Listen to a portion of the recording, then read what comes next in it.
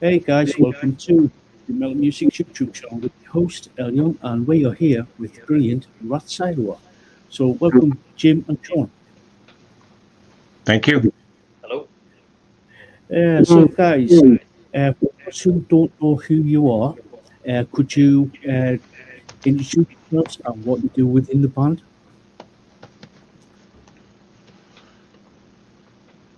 Okay, I'll go. I'm the singer and I play guitar. And Sean is along here. He's the drummer and does a bit of what else do you do? A little bit of singing here and there in the studio. Do whatever's required, right? Yeah.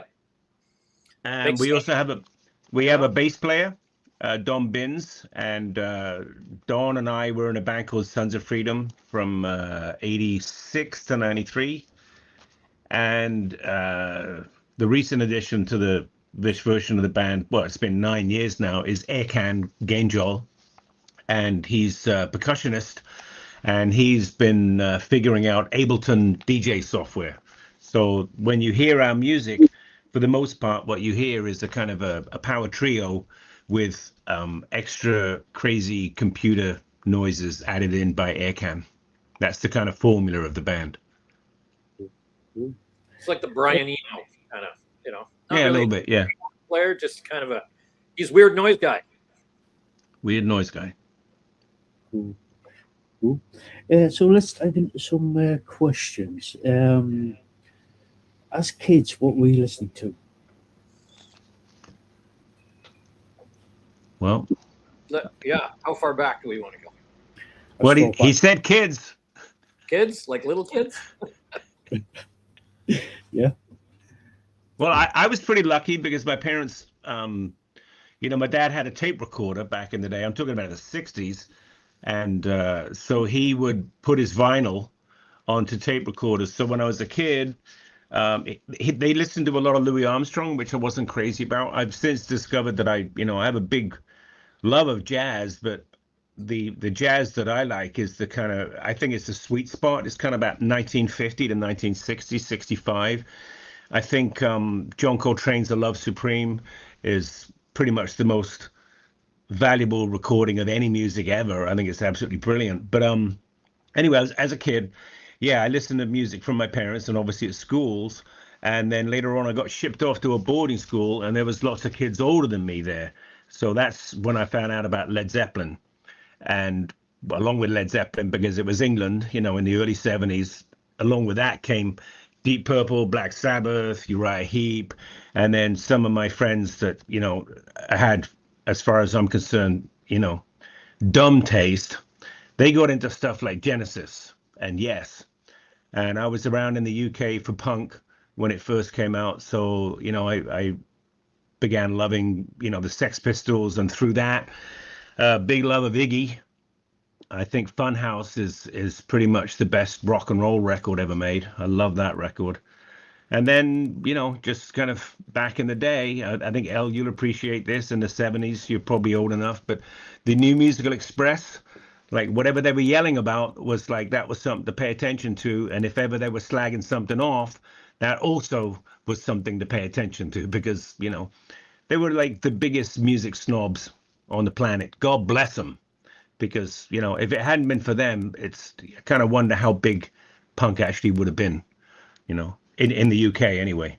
But yeah, that's kind of that. And then, all kinds of other stuff since then.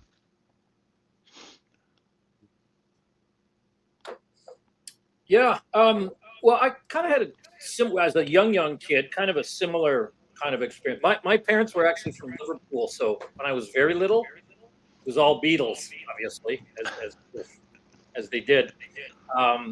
And then a little later on, my stepdad, he was into jazz, so there was some jazz around the house, and so he would play that stuff. And I mean, I guess in my early teen years, I was really a product of whatever was kind of big in the mid '70s here in North America, because I was on the West Coast in Vancouver. But an interesting thing happened in the late '70s is that all the music from the UK found its way here to Canada. I think kind of before it did in the US, because I would go down to California, and my cousins down in California hadn't heard about this stuff, but we had a pretty close affinity to all this British music that was coming over, just as punk was getting going. So all that punk and that post-punk and with new wave or whatever they called it back then, and all the electronic stuff, it kind of got to little Vancouver, way out here on the West Coast, pretty early on compared to the rest of North America that kind of caught on a few years later. So, yeah, we were pretty lucky. I think Don, the bass player from Rats Out of the Wall, because we grew up kind of in the same area. We all kind of found out about a lot of this British music way out here in Canada fairly early on, more than the kids who were our same age living in Ohio, where somewhere in the middle of the U.S. Canada was, we have close, I guess, cultural ties with the UK. Maybe that's part of it. My parents were British. I had British relatives, so maybe that's part of it. I think right off the bat, like 76, when punk first happened, very quickly, like it was already kind of happening in New York, right? We had the New York Dolls, and then we had television, Richard Hell and the Voidoids, Johnny Thunders, the Heartbreakers, stuff like that. But there was a very strong connection between New York and London, right? For that time. And also Toronto and New York was very tight. So whatever became trendy in whatever became trendy in New York will become trendy in Toronto. Yeah. But out here, even though we're a long way away from London, college radio here, which I don't think you really have in Europe at all, but almost every university in North America has some kind of volunteer-run college station. And they would, back in the day, they had a very, very small transmitters. So they would, if you lived in residence at the school, you could hear the college radio station. And this one was, it's still in existence. It's called CITR. CITR, and then eventually, maybe about kind of 1983 or 1985, they got a big enough transmitter so you would hear it when you're driving around town. And also we had a thing. Again, I think you guys are keener on satellites in Europe, but one way that when everybody wanted to watch more television stations, they came up with this system called cable. So on your TV, you'd have this little box underneath, and you could press a little button, and you could switch between the TV stations you wanted to watch. Because like when I left England, there was 3 channels, right? BBC One, BBC Two, and ITV, right? And that just came through the little rabbit ears on top of your TV, right? As soon as I get here, all of a sudden it's like, no, you have to plug this thing into the wall, and then you have to pay. It's like, what are you talking about paying? But you have to. But the radio stations came through on that as well at some point. So you could hook up your stereo, to this cable supply, and you could hear college radio. And there's also community radio. We have CFRO here, which has been around forever. And that's just people who are not affiliated with the university. That's just people in the community. So their kind of stuff is coming from, much more variety. It's not from a 21-year-old's perspective. It's from everyone. But CITR is great. And they turn a lot of people onto a lot of good music. And I think that's probably one of the biggest reasons why Vancouver was kind of, quite trendy and quite, up to date back in the day. Yeah, we had a good sort of DIY kind of, we knew if you got a band together, you could do a recording somehow, maybe rent the gear or go to a cheap studio somewhere. And then you could take your little demo tape and drive out to the university, the college station, and say, hey, we just made this music. And they'd say, okay. And they would actually play it on one of the radio stations. One of the DJs out there would say, okay, well, we'll play it for you. So, your people in the immediate area, you could actually get your little demo tape, what we thought was a demo tape, played on radio. And it was pretty exciting for kids in high school, like it was at the time. And Jim's brother, we're about the same age, right? Same kind of thing. Yeah. So, I mean, we had no idea what we were doing, but it really helped kind of with the sort of the music scene out there. Now everything's streamed, obviously, but back then it was kind of a big deal to be able to get your music broadcast. And you're just a teenager recording with your high school friends, right? So, yeah, that was part of it, I think, back then. Yeah. So, of all the bands that you've sort of like listened to over the years, who was your sort of like main influence to say, I want to do this, I want to get on stage? I don't know. What made you want to start yelling, Tim? Well, I never was yelling initially. I wanted to be Bass, a guitar player. I Right. used to worship television. I thought Tom Verlaine was like a god. And then through that, I got into other stuff, like Neil Young, because of the way he plays solos. But I'm not sure why I ever decided I wanted to be in a band, but I was on guitar and I played that for a long time. Then I switched to bass and then wanted to try and learn how to get songs going. So I wound up having to figure out how to sing. And I was basically in a band in the early 80s that, had moderate success. But then by the time the last, the main band that I'm most famous for in Canada and my highest profile musical act, Sons of Freedom, I was a singer of that band. And, that fell apart. And then, a few years later, this one started up. I don't know if there was any one particular band that I ever saw and I'm just like, yeah, I want to do that. I just knew that I wanted to do it. Yeah, I mean, around the mid to late 70s, there were some technically proficient bands out there. And I don't know, I would listen to that kind of stuff. I had no idea how you would play that. I didn't really get it. We had a few good musicians around, my neighborhood. It was really good musicians from the area I grew up, but I couldn't really understand. I mean, I thought Led Zeppelin was great, or whoever, but I have no idea how you sound like that.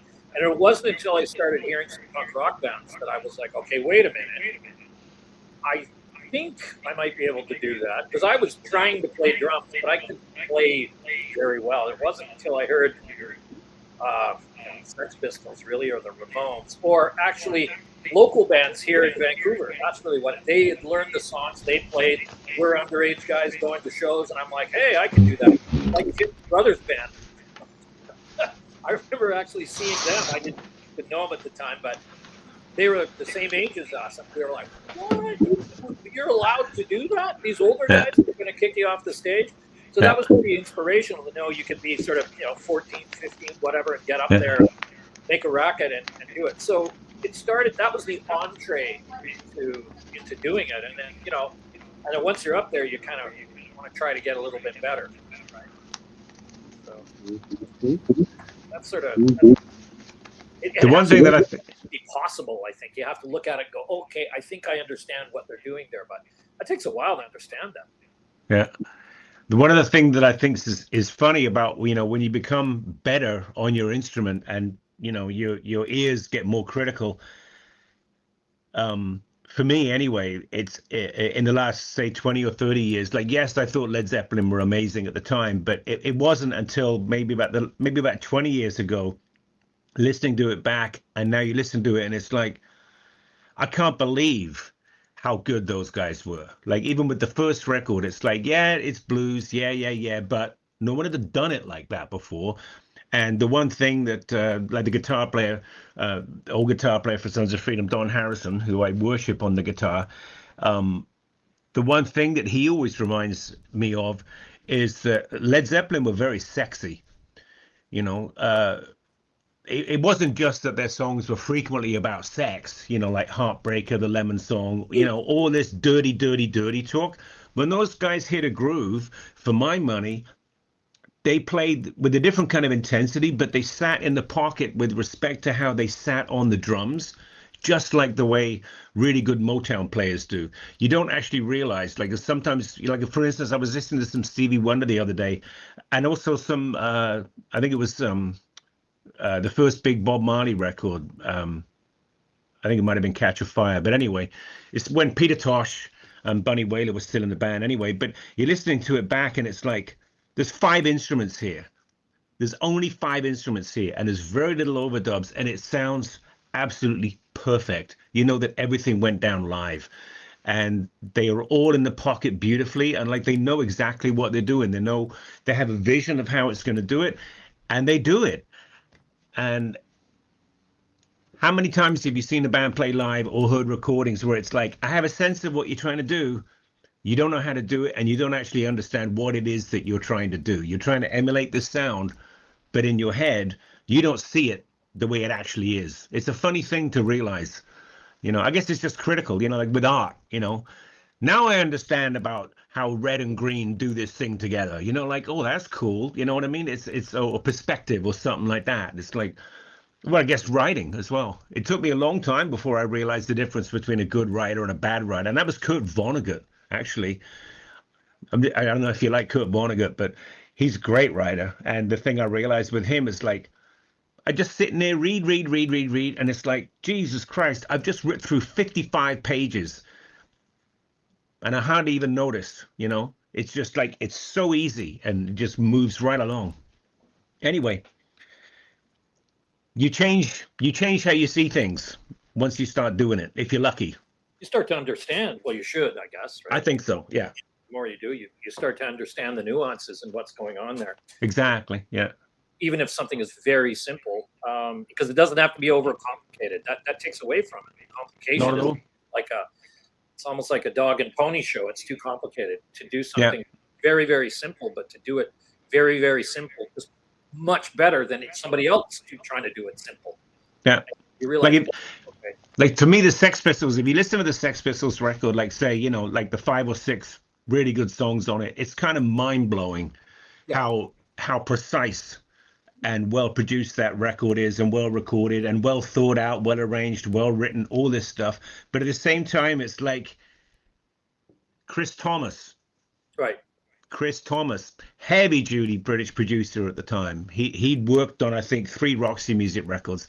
And, he worked with Roxy Music as those guys. Those guys were weird. They were a very strange prog rock band with an opera singer, a very strange band. But brilliant, right? And Chris Thomas, he's like, obviously was like, we're going to do it like this. Off we go. Yeah. Well, the rhythm guitar on that Sex Pistols record is just... It's perfect. It's textbook. If you want to learn how to play rhythm guitar, just listen to that record. There you go, right? And that was Steve Jones, right? And he's just, that was his gift, really. Yeah. He's an amazing rhythm guitar player. Just lays it down, and and then Johnny Lydon doing his thing. Yeah. Unique character on top of this, super solid rock record that was just kind of simple but different. There was a horrible piece, well, not horrible, but a mean piece of gossip floating around in Britain in the late 70s that Chris Spedding, an old school guitar player, I think he's still alive, but he would have been, in his 30s, at least in those days. The rumor was that Steve Jones couldn't play the guitar, so Chris Spedding did it. And nobody really refuted it or talked about it, but I read an interview 20 years ago with Chris Spedding, and he's like, that's not true. Steve Jones did come to me and ask me for some pointers because, he had his Burt Whedon or some idiotic, book on how to play guitar, even though, what he wanted to do was sound like the New York Dolls or something. But he said that he was staggered. I think he went to the studio for a visit just to see how it was going. And he said he was staggered to see how precise Steve Jones was. It was like, do another take, we're going to lay it on top of the other one. Do another take, and every single one will be exactly the same. The same precise definition and dynamics, like all of it. And, with rhythm guitar on a thing like the Sex Pistols record, there's only one way to do it. Same with the Ramones, right? Yeah. I don't like, Johnny Ramone, I don't, guess I'm glad I never met him, but he seemed like an absolute complete dick. But... he's not a great guy, but not a great guy. But the rhythm guitar of that band is the sound of the Ramones, right? The way he played it, everything about him. Yeah, it's interesting. Yeah, it's just a goddamn guitar, Yeah, deceptively simple, but just done so much better than everything else, right? Yeah. There's still that. People can do simple things better than other people can do simple things. Yeah. That's art. Were you bands prior to starting Black Sabbath? Sorry, I didn't get that question. were you in any bands prior to Rat Silo? Yeah, sure. Yeah, Jim, sure. yeah, Oh, okay. Well, I was in a little band in the early '80s. We were kind of like, again, Al, I don't know how far back you remember, but there was some trendy bands from Britain, Aztec Camera, Joseph K, and Orange Juice. They were on this postcard label. They were kind of like, anyway, at the time it seemed like we were all trying to be like a poppy version of Roxy Music. Like I think Avalon had come out by then, and like we're not trying to make music like Avalon, but we're trying to make it a little bit sophisticated. But we're still underneath it all, we're kind of punk bands. So that was that one. And then in '86 to '93, I was in Sons of Freedom, and the bass player for Rat Salad was in that band, and that was along with Don Short, the drummer, and Don Harrison, who's the guitar player I mentioned earlier. And we were together for 7 years. Made some good records, played a fair amount in Canada. And Don Short and Don Binns recently have a project with Annie Kidd. It's called The Wasted. Sorry, no, I always said The Wasted. The Royal Strays. Royal Strays. And yeah, they've been doing well. And that was pretty much it. The first version of Rat Solo started in 2007, and that was basically with me and Sean and Don, with two other guys, Dave Osborne on keyboards and Finn Manicky on guitar. And I'd been in the band with Finn in the early '80s. And I think I've just been very lucky that I've always managed to be around guitar players who are like, 10 times better than me and also indulge me. So I'll have an idiotic idea and they're like, okay, man, I think you mean this, or like, okay, man, not bad, but why don't we do this instead, or whatever, it helps in a creative environment to have people that are willing to indulge you and also edit you. It helps. But that's pretty much been it for me. But Sean's been in tons of bands. Yeah, I knock around. I mean, as a drummer, you get knocked around in different bands.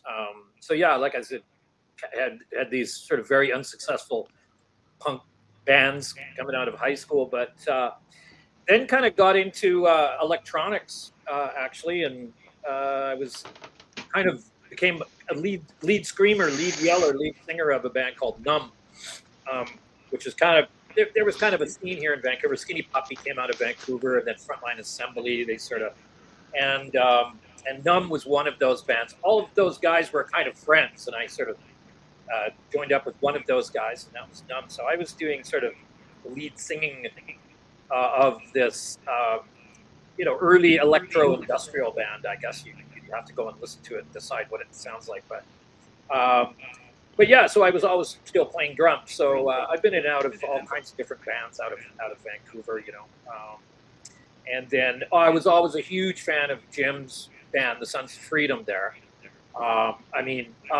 We have our producer who does our stuff now, engineer producer Dave Ogilvy, did some early work with those guys.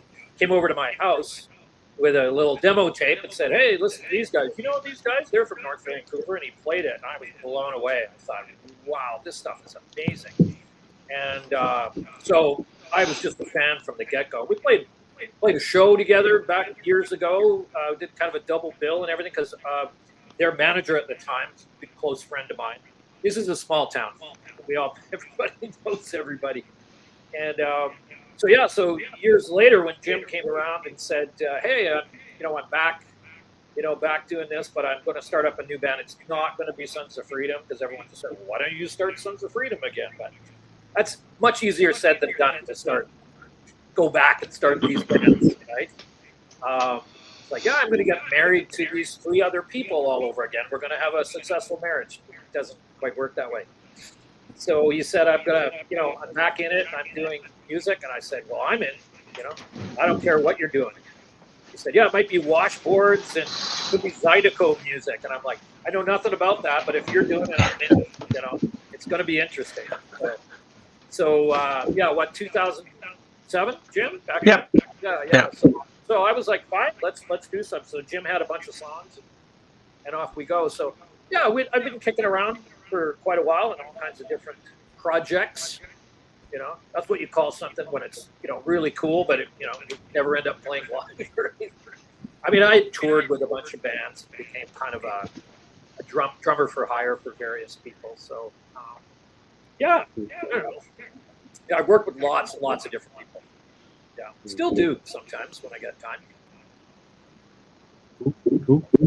So, what has the band been up to, especially over the last 12 months? Well, what's been going on So- last 12 months? Good. Yeah, I'm having trouble hearing L, I think, with the audio problems we were having earlier. What have we been doing since the last time we talked, I guess? Yeah. Yeah, just we get together and jam on a regular basis. We try and do it once a week. Writing. And pretty much, yeah. And Aircan's a pretty big part of that. Sometimes he'll have some kind of goofy, kind of whoopity, grungly noise, and we'll figure out a groove that fits to it. Or sometimes we'll have something and he'll add to it. But it's basically the four of us goofing around in the rehearsal space, and we have a little setup with 8 mics into it. So we record basically straight into Pro Tools, which is the audio standard for recording studios for analog instruments, and we goof around with that, and then we make improvements. And we're basically at the moment we've got about a month to wrap up a few more songs, then we're back in the studio again. And I think this one is actually the 5th or 6th with Aircan. We've been fairly productive with him. It's been working out. Yeah. It's a lot of songs over the past few years. Yeah. We've just been, like Jim says, we make a racket, come in, jam, make a funny noise, try this, try that, and we record everything. And then go back and sort of cherry pick. Oh, this was a good little 2 seconds here. Or the rest of the 20 minutes, the 18 and a half minutes are absolutely. Yeah. But this little bit is good. Let's use that. And and then we've got a bit of a groove, and then Jim does his Scooby Dooby Doo, scatting over top of it, bit, and then somehow through eventually it's pure alchemy. Pure alchemy. He just draws it from the heavens.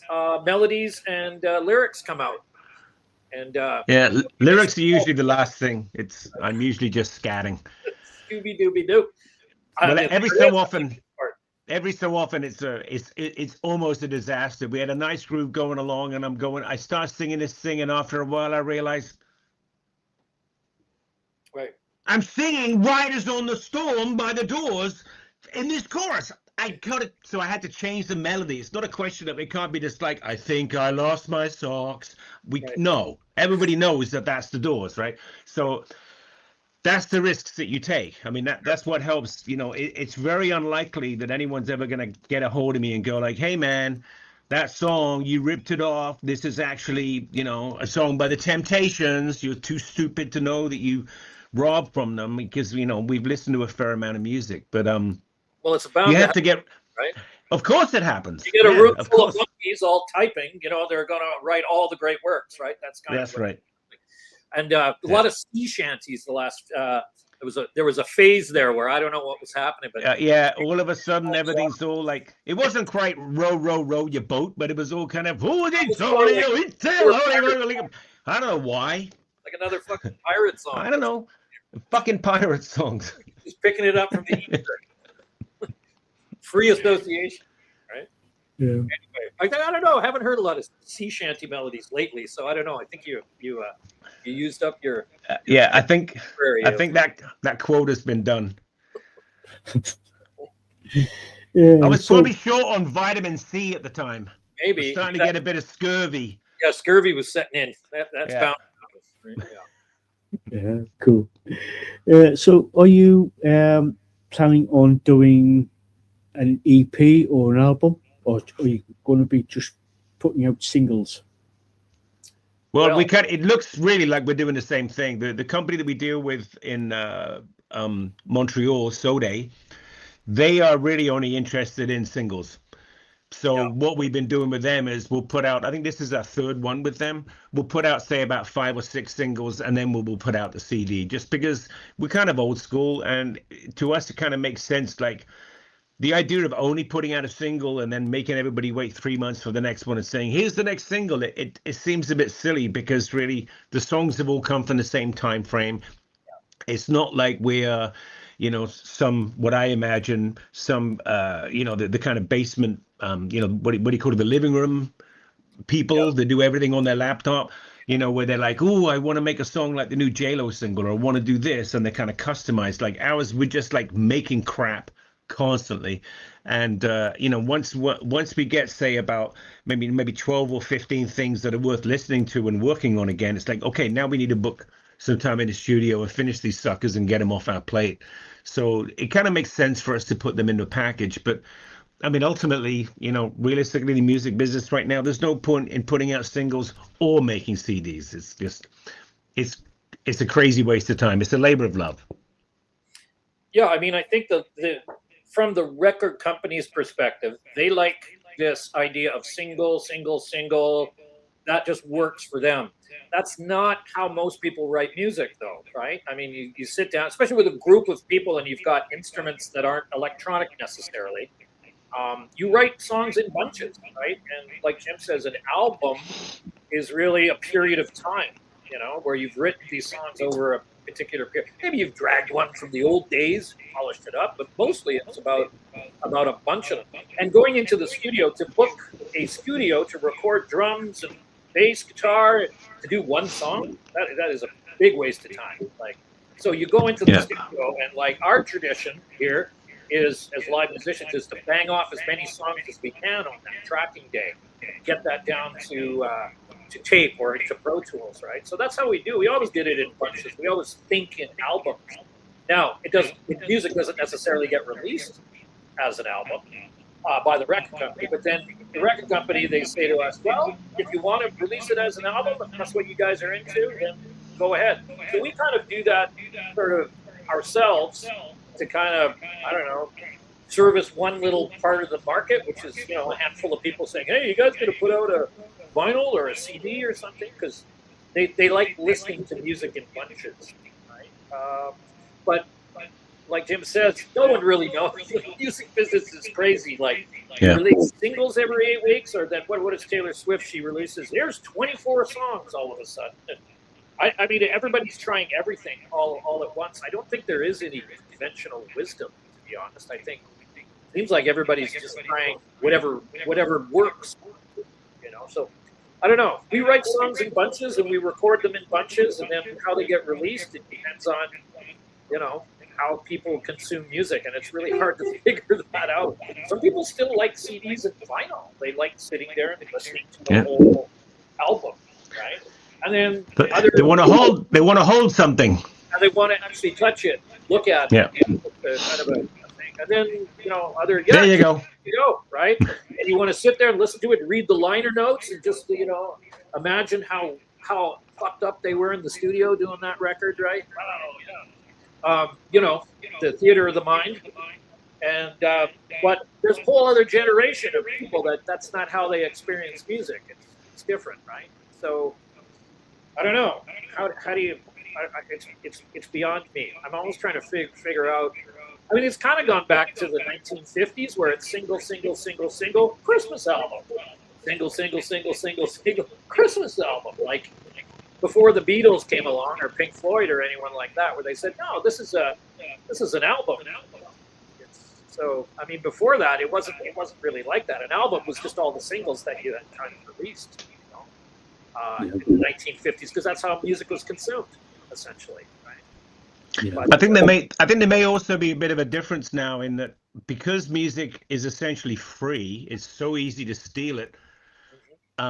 There's no sacrifice. Like when I was a kid, and Elle, I'm sure you were buying music at a young age, but back in the day, like I bought the first Cure record because I'd read about them probably in the New Musical Express. But what attracted to me, if you remember it, Three Imaginary Boys, at least the pressing in the UK, there was no song titles. They just had these goofy little icons about something. So I think there was one song about catching someone else's train. So there's a picture of a railway tie or something. And the other one was something about a clock. So there's like a picture of a clock. Killing an Arab. I don't even remember what the graphic was that, but they were kind of like cutesy little cues. And, first Gang of Four record, not much on the cover of that. But that was like almost a day's pay. It was £5 in those days, which when you had a shitty job, that was a day's pay. But it was like, I got to have this fucking record, right? That was a big sacrifice. Now, everything is free. right? Yeah. People don't expect it. And because of that, I think because people are making any financial sacrifice of money or time to actually get whatever they want anytime, their interest level, they're not invested in understanding what the hell it is.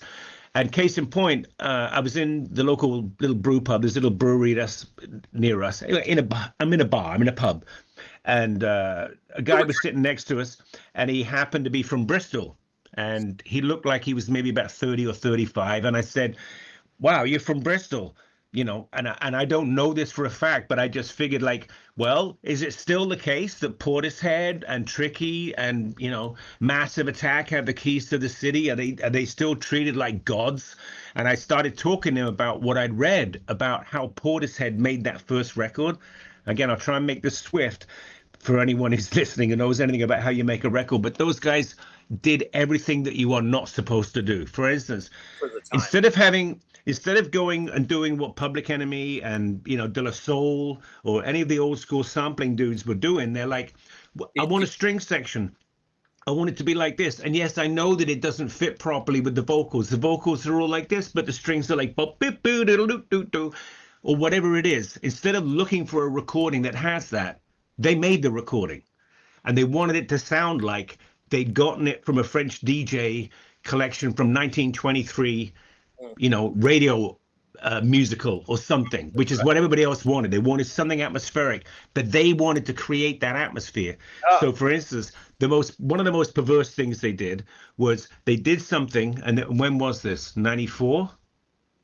Yeah. 95? Right? Something like that. Quite a long time ago. In those days, you could get one piece of vinyl recorded.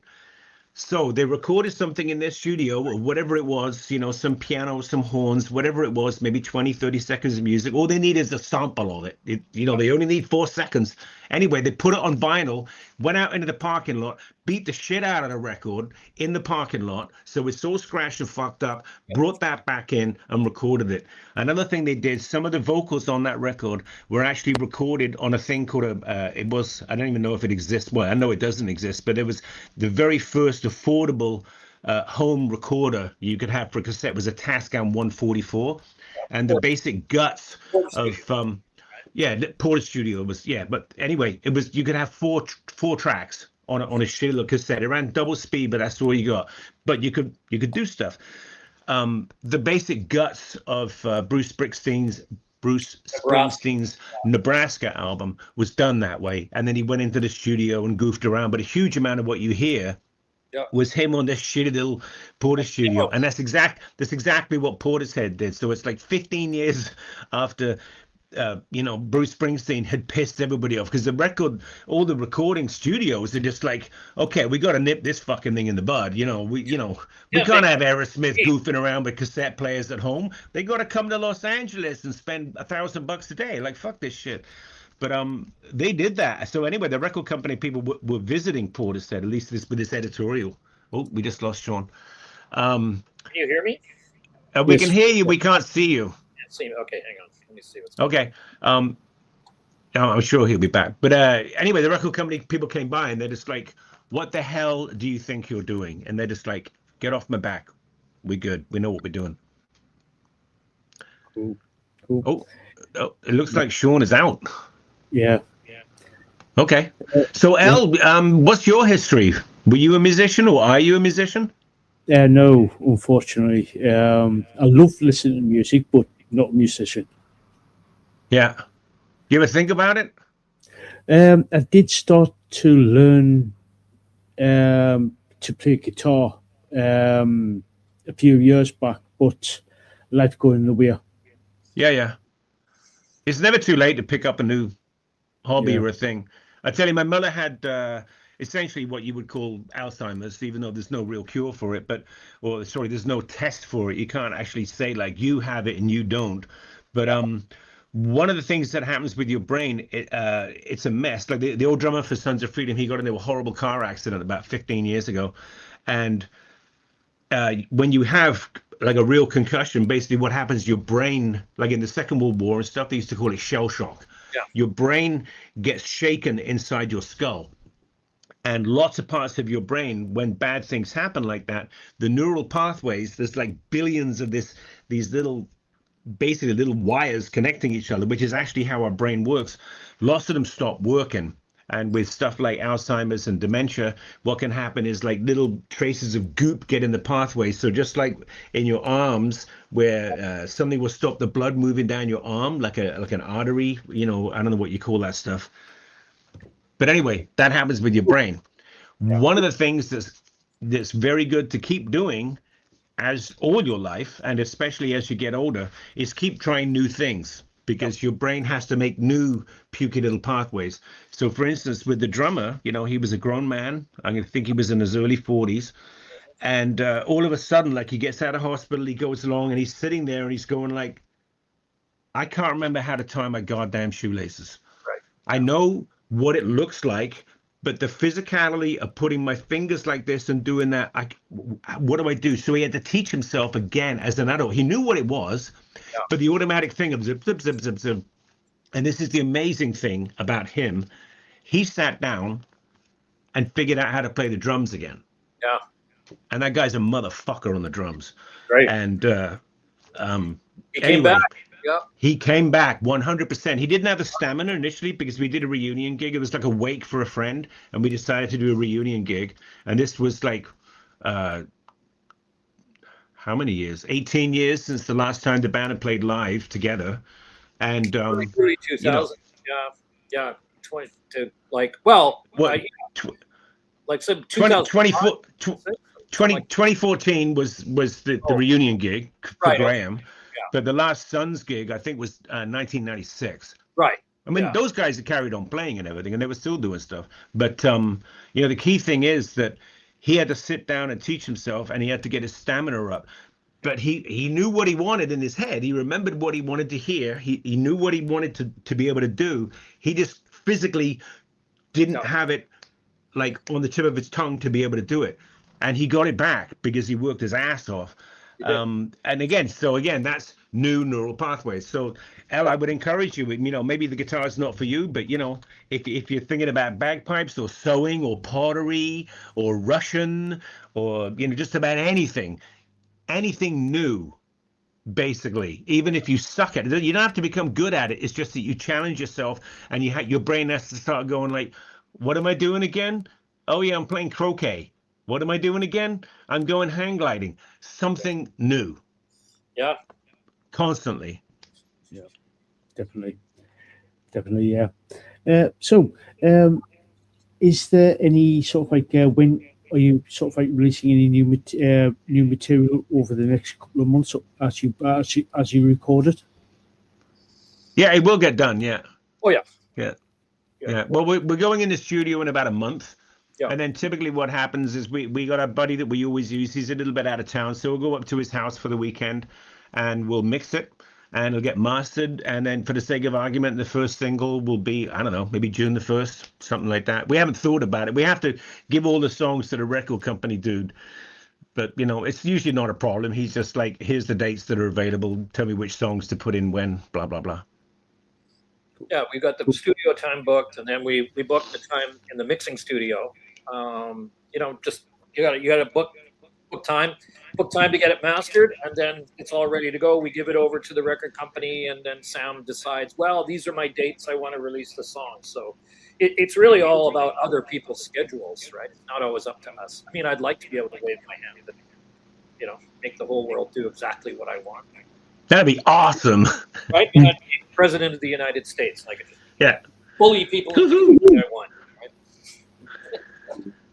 Right? So, any sort of like merchandise to sort of like be released with the new music? Well, yeah. We always have CDs. We always have stuff for sale. I mean, I've been doing kind of set up a little online store there with basically one-offs, like direct to print, direct to garment kind of stuff. So we come up with some very basic ideas, and I put them up there. But if anybody, I mean, honestly, these days, if you've got an idea for a T-shirt, or you've got an idea for some kind of something to sell, let us know. I mean, we can just make it. it's pretty crazy these days how easy it is to just kind of do these one-off sort of things. So yeah, I mean, always got ideas for that. It always depends on who's interested, right? And is there a market out there? Does anybody want to? Well, I mean, we've been talking about vinyl a lot. I know a lot of the bands around here right now, they're really into vinyl. So you can get vinyl done. It's come down in price. It was like $20 a unit to try and get a piece of vinyl done. So you kind of, whatever, you sell it for $40 or whatever.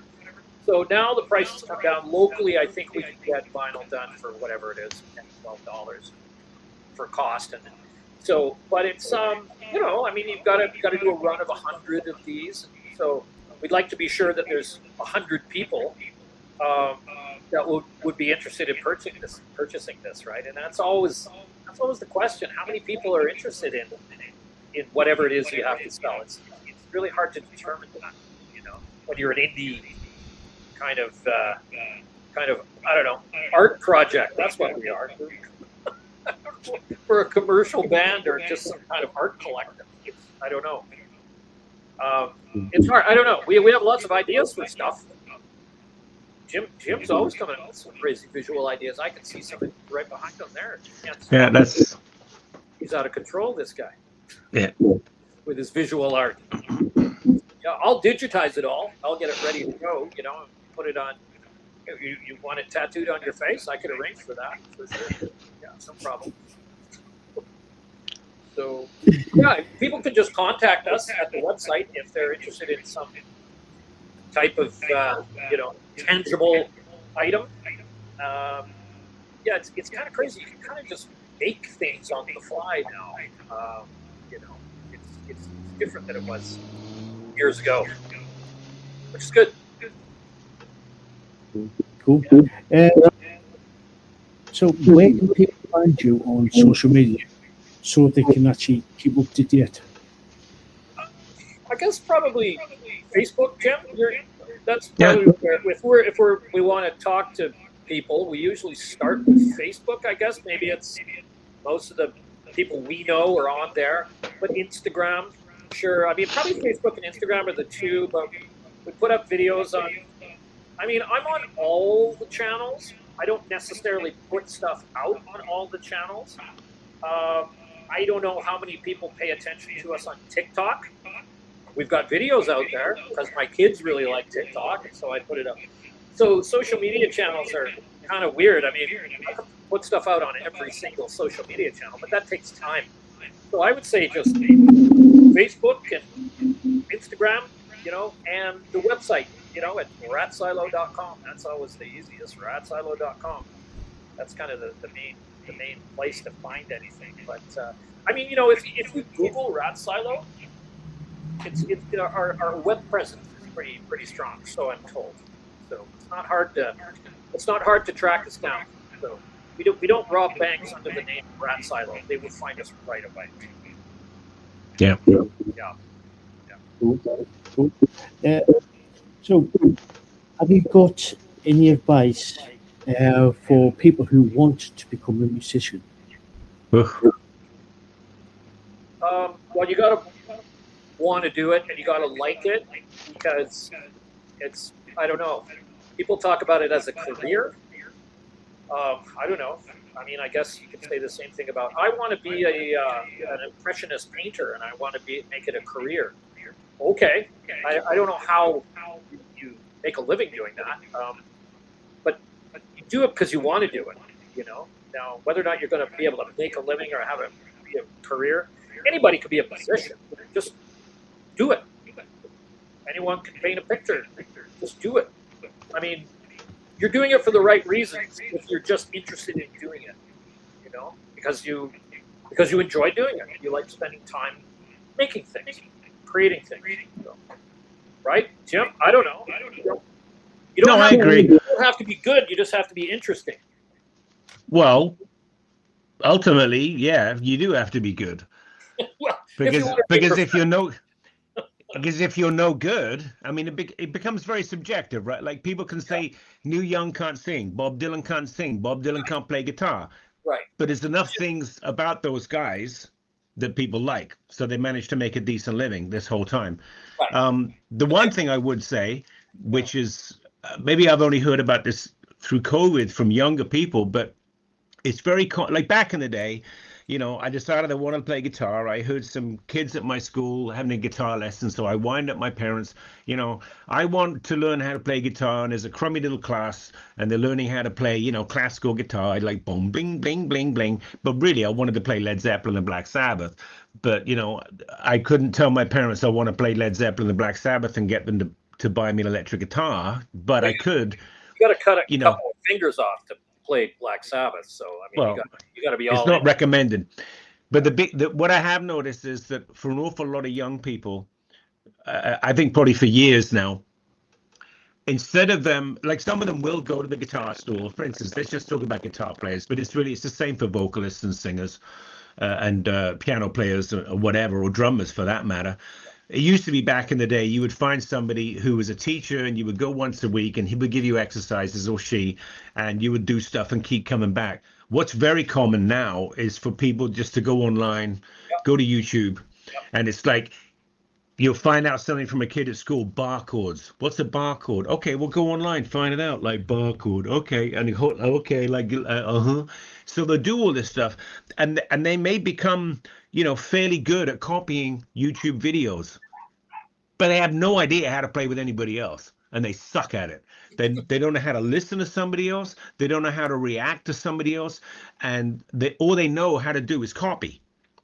Right? Yeah. They have that somebody has to sit there and say, play like this. So they learn how to play like that. It's like, that's not the fun part about music. The fun part about music is interacting with each other, essentially, and what we just loosely call jamming. It doesn't even really matter what it is, but you play along and someone makes a change and you change and you move. Maybe the chord changes, maybe the drummer moves, he closes the hi-hat, or he starts to add a little shuffle on the drums, something on the toms, or a little extra kick. Maybe you hear that, maybe you'll start to become more busy, maybe you'll stop for 20 seconds and listen to everything and go like, okay, well, maybe I'll try something else instead. But everyone is constantly adapting to what everyone else is doing. That's where the magic comes from. That's where, as far as I'm concerned, you know, real music happens. Like, some people are amazing. They can come up with absolutely everything in their head and they know exactly what's going to go down.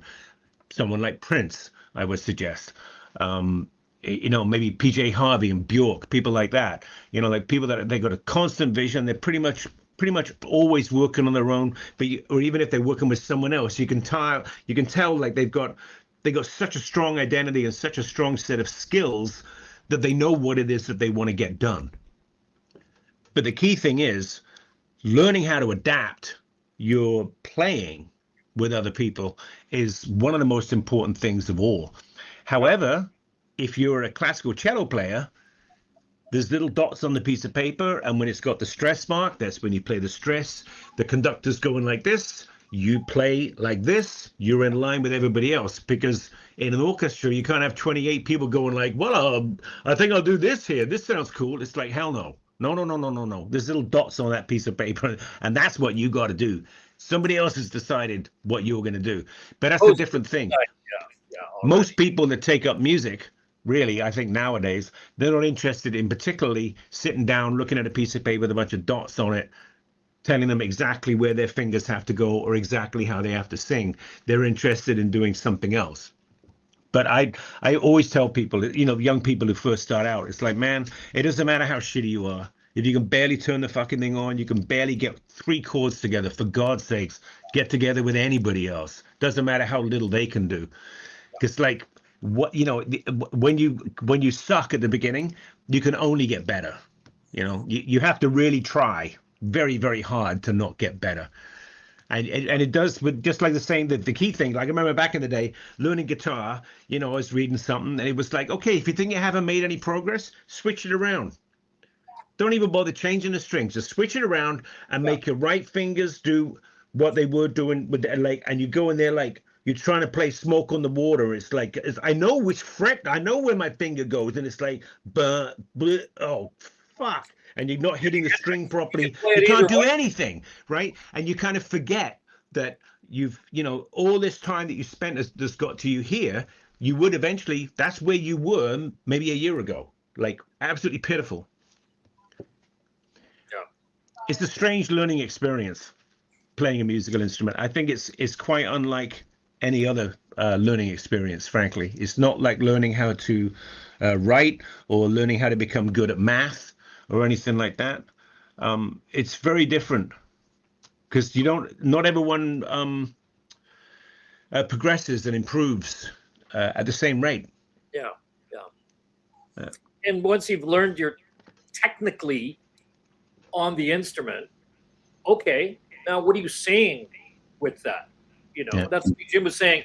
Cellists, they're reading the music and they're playing it technically perfect, but the people who are great at it, as opposed to just good, are expressing something else on top of what the dots are saying on the music. Yeah.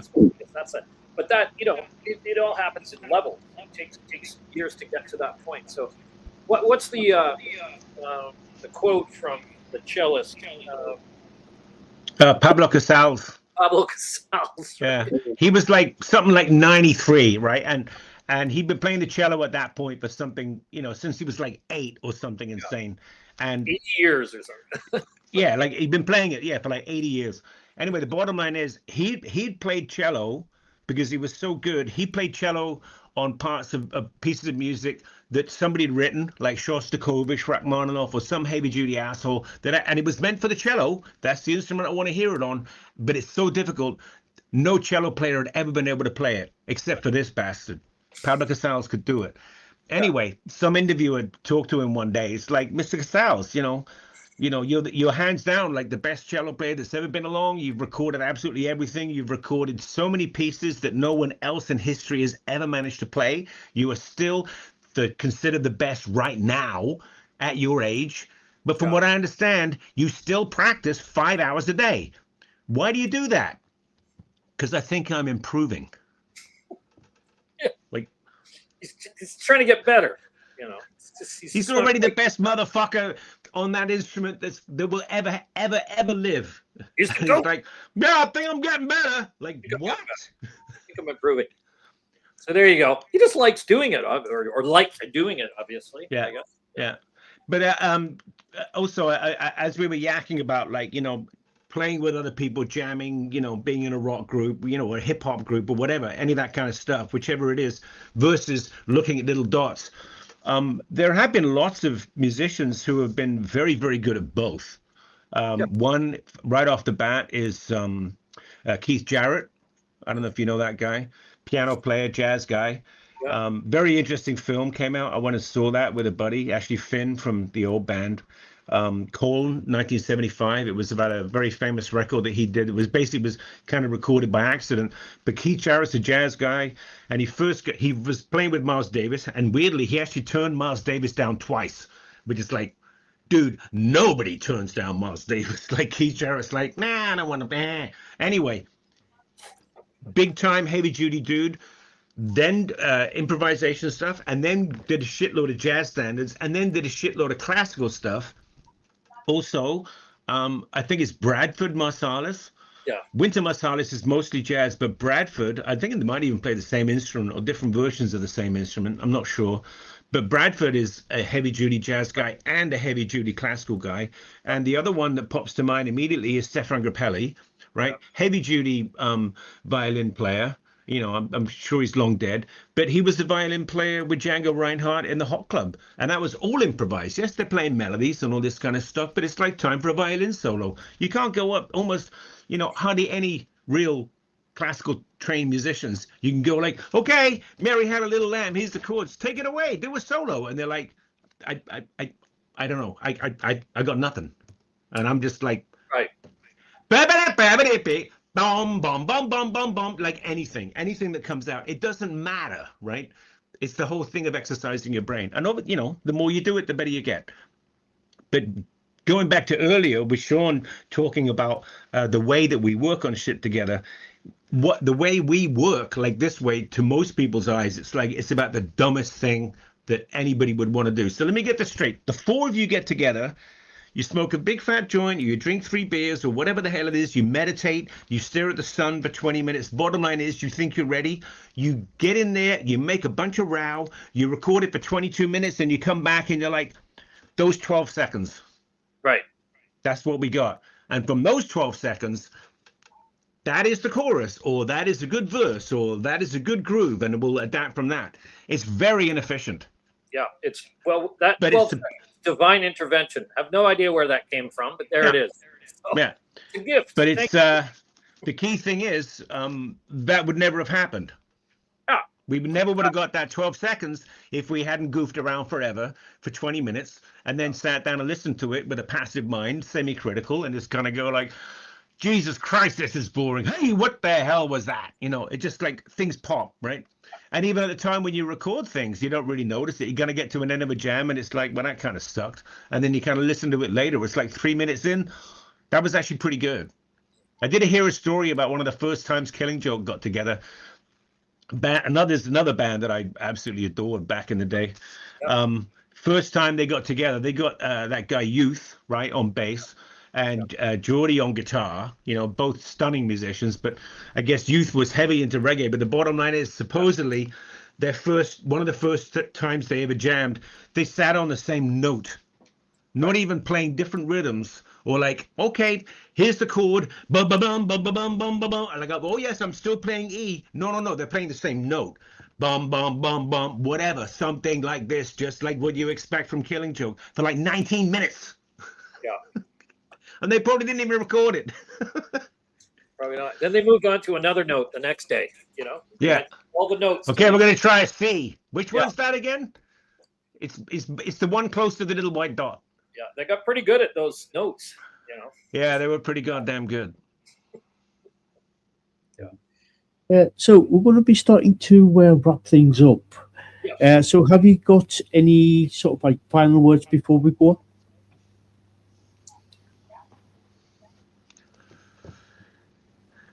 Let's hope you guys don't have to send many people over to Greenland, because apparently you just did, right? The UK, France, Finland, and I think Germany have just sent some people, just 5 guys, but they're going to be there. We're very scared in Canada. Trump has been yelling about making us the 51st state for a long time, and almost everyone in Canada we're absolutely furious that he thinks this is just a big joke. It's just like, what would you think, Trump, if we started joking about coming in and taking over the states? They'd explode, right? They would go absolutely nuts. And the fact that he's willing to just play with so many people's lives and potentially just destroy NATO, which is like, hello, Ukraine is supposed to be in NATO right now. If Ukraine goes, Belarus they're ready to flip anyways. But after that, it's like, well, what's next? It's Poland. Like, he's going to keep going. This is exactly the same thing that happened in World War II. Chamberlain went over there. I mean, I'm assuming, Elliot, you knew all this shit from school, right? I think it was Chamberlain, right? He went and cut a deal with the Czech Republic to try and get him to sit still. With this guy. Yeah, I could. Yeah, we can. Deal. Yeah. And also, wasn't he related? Anyway, there was some relations. Anyway, it was just like, oh my God, we're very sensitive to this shit in Canada. Well, we're 40 miles from the border, right where I'm sitting right now. Here, we're very, it's 40 minutes basically drive down to the border, and we all spent a lot of time in the U.S. as kids, and I have relatives down there, and they've lost their fucking minds. I mean, I'm not everybody, of course, but people who have lost their minds have clearly shut down all the other regular thinking people down there because they don't seem to know what to do. And their country has been taken over by someone who is only there for themselves. No one's going to benefit from anything this guy does except this guy. And I don't even know if that's going to happen. He'll end up in a bunker with a self-imposed bullet wound, won't he? Or he'll be strung up from a lamppost. That's where these kind of guys always end up eventually, right?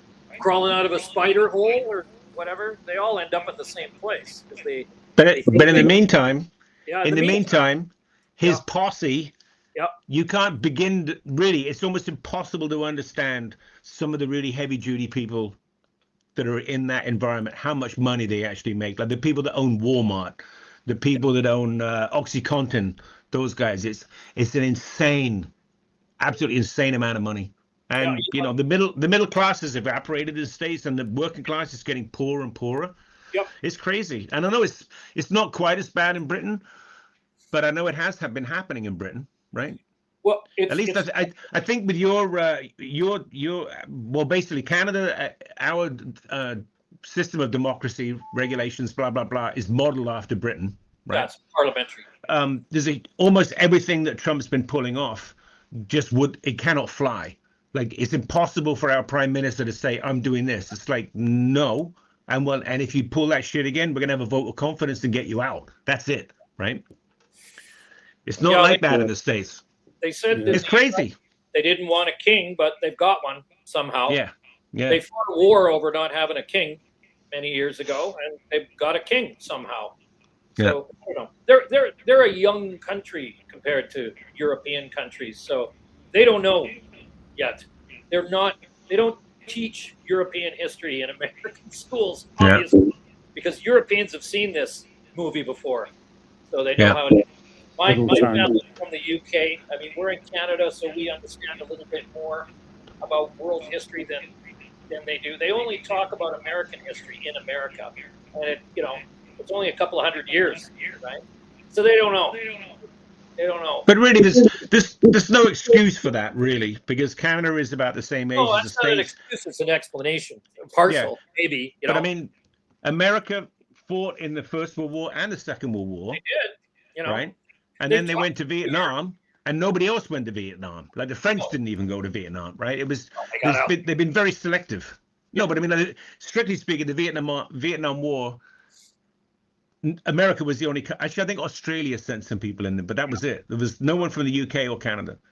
It was a proxy. Anyway, it's a big deal. Dramatic. Russia. Yeah. But if the Americans don't know about European history, that is completely to their detriment, because they have been involved. About it, down Hollywood. Yeah. Yeah, it's pretty sad. You don't know what's going on. It's like, the next neighborhood over has everyone's turned into zombies and they're eating each other. That's kind of what it feels like. And we're like, okay, build a wall right on the Canadian border. Like, that's where that wall should be. But they're talking about coming in and taking over or whatever. He doesn't even. That's the problem. They talk about doing things. They don't really have a plan for what they're going to do. It's like a game for them, like a bunch of frat boys who are going to go and rob a bank or something. Well, how are we going to get out? Oh, we don't have to worry about that. So, not smart. Yeah. That's how we feel, I guess, right? Generally, we're very perplexed and highly feeling disrespected by who we thought were supposed to be our friends. Yeah. It's like, what do you do when it's betrayal is what it is. It's betrayal is what it feels like.